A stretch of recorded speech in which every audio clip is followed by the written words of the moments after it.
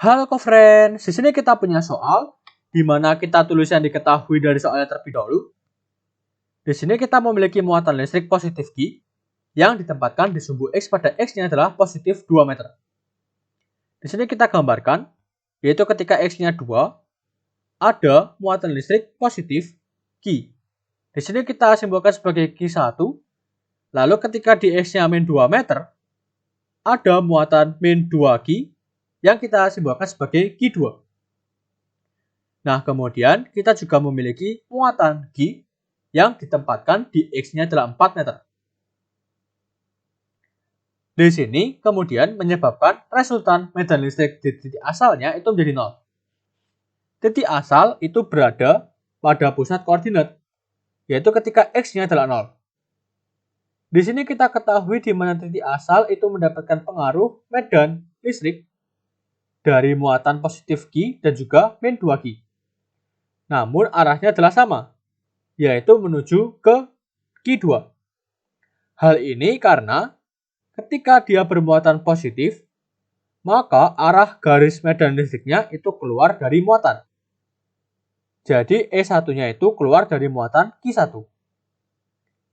Lalu ketika dia bermuatan negatif, arah garis medan listriknya masuk ke muatan.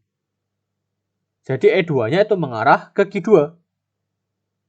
Nah, E1 dan E2 sama-sama mengarah ke kiri.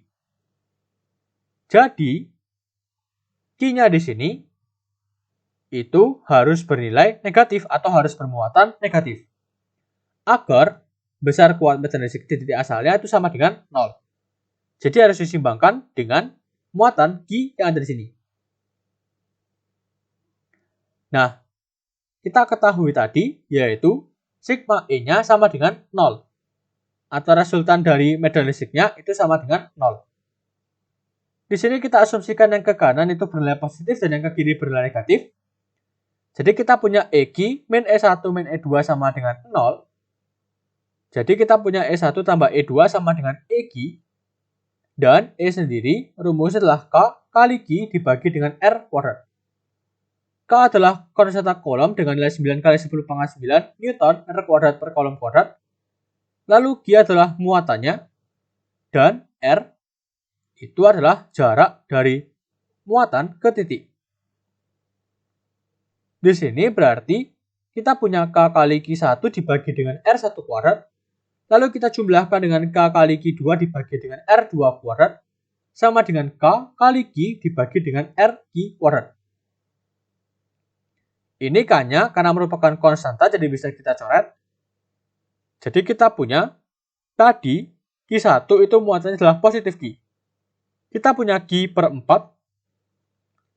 Lalu kita jumlahkan dengan, di sini kenapa kok Q2 hanya kita tulis sebagai positif 2Q?